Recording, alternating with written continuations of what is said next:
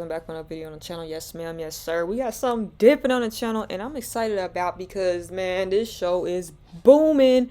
I don't even know if it's still booming right now because it came out like a few months ago. And I've been asked to do a video on it. And like I always say, you ask, you shall receive, and if I can do it, I do it. If I can't, I can't. So if you have not seen this show, I don't advise you to watch this video because there's some spoilers. And this is some things that you have missed. So if you have seen this show and you're curious, this is the video for you. So go ahead and hit that subscribe button. Go ahead and hit that like button. Comment down below what you thought of the show when you first saw it. And talk to me about the things that you have missed that will be shared in this video. So I'm very interested because, you know, I'm pretty good with figuring some things out with shows and woot, woot, woot. But let's go ahead and get into it. Don't forget to like, comment, subscribe, push your notification bell. Let's get it. Still not over episode 6. The show, which has been a massive hit on Netflix, is packed full of Easter eggs, foreshadowing, hidden details, and behind-the-scenes trivia. Some of which you may have missed the first time around, so we thought we'd take a look at them here.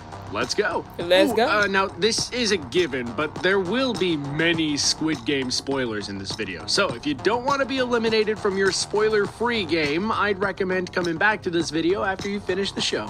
Now, let's start with the show's biggest twist. Bruh. That Oh Il-nam, aka Player 1, is actually the mastermind. Nah, like for real, when you watch this show, did you know this? Like, be all way 100. I love shows where I gotta figure out who's doing what. I absolutely love that because it makes you think, it keeps you on your toes, it keeps you anxious, it makes you wonder if you're right or wrong, it just keeps you watching. Point blank period. How do you not like shows like that? You know, I love shows like that.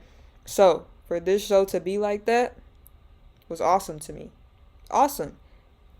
I've never suspected anything with the old man until, you know, until they was at that marble situation and he was explaining how that one room reminded him when he was, you know, about his family. And then I was like, hold on, cuz why would he say that? Like how, like what? You know what I'm saying? It just sparked some memory. And I was like, let me find out, you know, he's working with somebody Behind the games and the one who's running it from behind the scenes. While this was undoubtedly a shocking moment for many of us out there, myself included, there were actually many clues as to his real identity. For starters, the fact that the neighborhood in the marble game looks so much like the one he grew up in as a child. What I'm saying, bro. The fact that his number is 1 and that there are no other elderly players in the game. The fact that he has a deep knowledge about the games played, such as tug of war, and his delight at playing red light, green light despite all the violence happening around him. But there are some even bigger moments of foreshadowing that we missed the first time around. Such as the robotic girl's scanner in red light, green light not picking him up as a player, the fact that his name translated into... Bruh, how you know it didn't pick him up as a player? Just because he didn't get shot? I mean, I don't know about that one. I don't know. And him being elderly, to me, that's just him not caring about, like, if he dies or not. Because he's like, I'm already old. I already done lived my life. Like, you know, if I fail this chance, I fail. And then with him with the games, it's like, I just took it as he played tug of war before. This used to be his thing back in the day. He know how to, you know, how to maneuver and beat it. You know? Just like I feel like with anybody, with any sport. If you used to play something a lot and you figure out how to beat the game, of course, you know? The English is number 1 man, and in the montage where multiple contestants are waiting for the van to re-enter the game, they're all gassed except for Oh Il-nam, who just enters the van of his own volition. Did we see that Also, though? in his conversation with Song Gi-hun, Oh Il-nam basically convinces him to rejoin the game and goes through his reasoning for why he wants to keep on playing. We really should have seen it coming. The knowledge of what the next game will entail is constantly sought after throughout the show, and players like the Doctor, who obtain information on the next game by providing favors, are eliminated due to it not being fair to the other players. However, every player had the opportunity to learn what game would be next if they paid close enough attention. That's because, on the walls of the dormitory where the players sleep, you can see murals of children playing different games. Bruh, stop the cap. Yo, that's why you gotta pay attention to detail, people. Look at this. It's just crazy. It's just literally on the board. On the wall, I mean. Like, what? I missed that. That's one thing I missed. That's number one. All of which are played at some point in the show. If you look closely, you can see an illustration for Red Light, Green Light, Tug of War, the Glass Bridge, and of course, the Squid Game itself. Continuing on this foreboding train, a number of characters' deaths in the show are foreshadowed in their lives outside of it. I felt so bad because, hold on, bruh. It's not funny at all, but I felt so bad for him, A number of characters' deaths in the show. Yes, what's his name? Ali? I can't remember his name. I feel so bad for him, bro. But that was still a part of the game. You had to play the game. That would have broke my heart. I was like, dude, really trusted him. Oh man. Are foreshadowed in their lives outside of the game after the vote is called to stop it. For instance, Kung Sebaok holds a knife to a man's throat and tells him she'll rip it open, which is similar to her death at the hands of scumbag Cho Sang-woo. Another resident scumbag, Jung Deok-soo's death is foreshadowed as he jumps off of a bridge after being trapped by some gangsters trying to kill him, just like the moment he falls to his death from the glass bridge in the game. What? Ali also steals money and leaves a man to die, just like Cho Sang-woo does to him in the game, while Cho Sang-woo lies in a bathtub in a drenched suit, foreshadowing his fight with Song Gi-hun in the rain. Well, I'll be dang. Well. Boy, oh boy. You learn something new every day, huh? That was crazy. And they said the person who wrote this was sitting on this show for like a whole decade, bro. And then just imagine the feeling this creator got once he knew, or she knew. I don't know if it's he or she, when it blew up. Just imagine that feeling. And this has been written for a whole decade. And imagine. Whew. Crazy. Wearing a drenched suit. Still with the foreshadowing, at the arcade, Song Gi-hun picks a certain prize to give to his daughter due to the way it looks. Ironically, the box just so happens to resemble the coffins the players are placed in when they're eliminated, while the box has a realistic-looking gun lighter inside, perhaps indicating the true violence of the games. Now this one's a bit contentious, but Song Gi-hun wins $4.5 million at the racetrack. And seeing as his number in the game is 456, and he wins 4.5 million, and there are 6 zeros in a million, maybe. Bruh. This is, bruh. Stuff you don't even think about. At least I don't. I ain't catch that. I did not catch that at all. Y'all gotta let me know if y'all caught it down below. What? That's also foreshadowing his number? Maybe?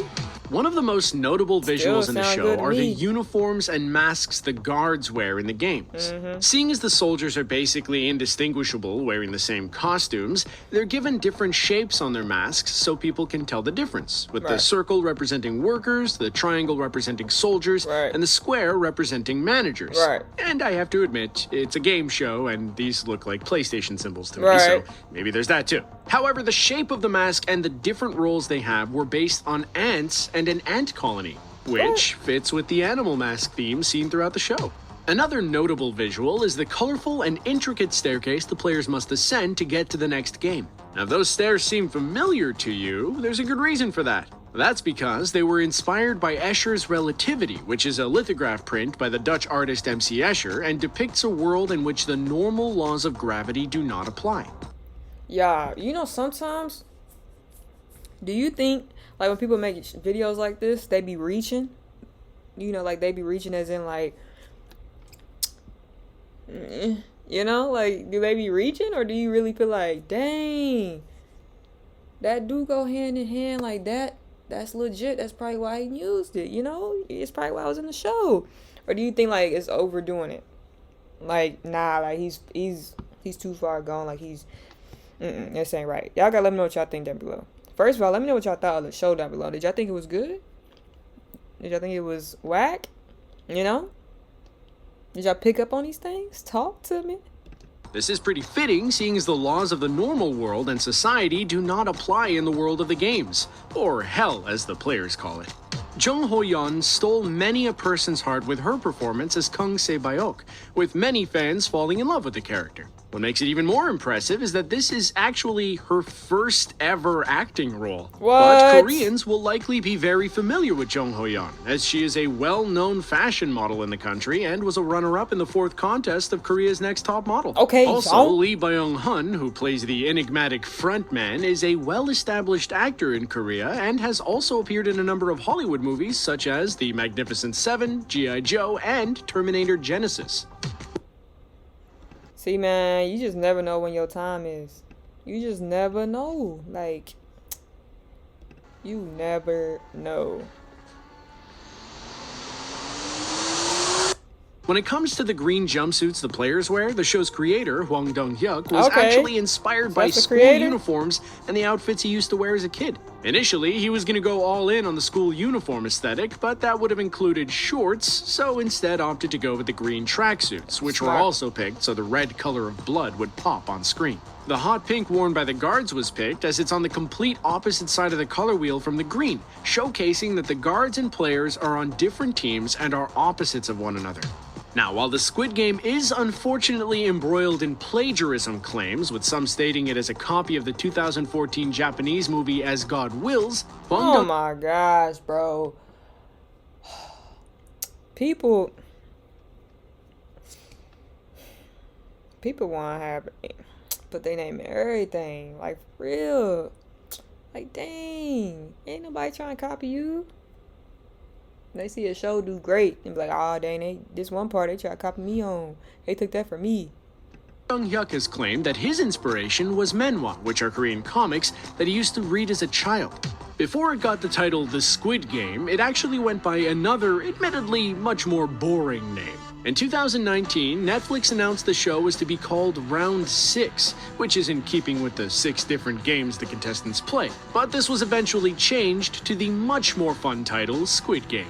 The Squid Game is visually stunning and very aesthetically appealing with the... Somebody said these are somebody said they had these I can't get my words out. Somebody said that these dolls be real, like they really be having them in their country. Y'all gotta let me know if that's real or not. Cause what if I walk past and see that thing, I'm gone. Especially after seeing this show. If I didn't even see this show, but just a huge doll like this just standing there, that's scary as heck. I'm gone regardless. This show came out or not, I'm gone. You have the area, ma'am. I'm not here. Cause what? And then don't let your head turn. Don't let you blink. Don't let it even move. I'm out of there. You not seeing me ever in there. That's yours. Big immersive sets where the games are played being especially captivating. Surprisingly, though, these sets were actually built for real, with very little VFX used in the show. And for instance, the set used for Red Light Green Light, including the robotic girl, were actually built for real, all of which allowed the actors to fully immerse in the scene. With the crazy amount of foreshadowing and intricate storytelling, it's not surprising to learn that the script has actually been in development for some time. In fact, Hwang Dong-hyuk actually started the script all the way back in 2008, finishing the first draft in 2009, but still having to wait 10 years to successfully pitch it. Still, he had to wait to actually finish the series, with filming at one point postponed due to COVID. As we said, very little VFX were used in the show, and not only were the sets real, but the amount of contestants who played the game. For the Red Light Green Light game, there are indeed 456 actors in the scene, instead of digitally inserting people. That's dope though, cause so many people use like technology nowadays, you know, to add people in, whatever. But that's dope. He really, hey, don't give up on y'all dreams, man. That's motivating, cause since 2009 you've been sitting on this. He just knew. He knew deep down he knew it was gonna take off whenever he got that chance. Hey, what game was the best game? I'm not gonna say the best game. What game was the most interesting game to y'all, where it had y'all on y'all feet, or like just eyes on the screen where you was like, oh no, like what? Y'all gotta let me know. And plus, when you hear the word Squid Game, is it something that you was like click on, or did you have to hear about it first? Like, you gotta watch it. Y'all definitely gotta let me know that too. Cause when I first heard it, I was like, my brother told me to watch it. I was like, Squid Game, like what is it? What you got me watching, boy? I started watching. I was like, oh, this is up my alley. into the scene in post. And finally, let's end on some goofs, shall we? A what? One of the best goofs in the show comes down to a typo, as when the frontman reviews the former glass factory workers file during the bridge game, the file reads that he had been working in the factory from 1897 What? to 2020, meaning that the character could be well into his hundreds. Another goof comes when Gi-hun enters the password for a credit card which he took from his mom secretly in the first episode and enters 0426 as his birthday. Later on, we see his file in the frontman's room and it says it's actually on Halloween. Whoops. While Bruh, who season pays 2 has attention yet to to be that? confirmed, the show has been one of the most popular on Netflix in over 22 countries since its release, and has caused Korean media stock to go up by 50%. That's With dope. season 1 ending on somewhat of a cliffhanger, expect us to be returning to the games very soon. That's dope. That's dope. Big props to them. Big props to the actors. Big props to the director. That's dope. Y'all gotta let me know what y'all think of this video down below. Talk to me. If you're new to the channel, don't forget to like, comment, subscribe, notification bell. Subscribe to the channel, join the family, push that notification bell. Let me know what y'all think down below. I'm very interested to see what y'all thoughts are on this show and this video. That being said, see you guys